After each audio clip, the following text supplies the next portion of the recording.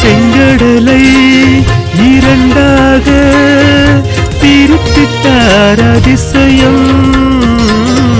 செங்கடலை இரண்டாக பிரித்திட்டார் அதிசயம்.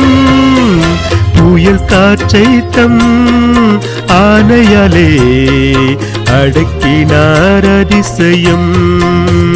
புயல் காற்றை தம் ஆணையாலே அடக்கினார் அதிசயம்.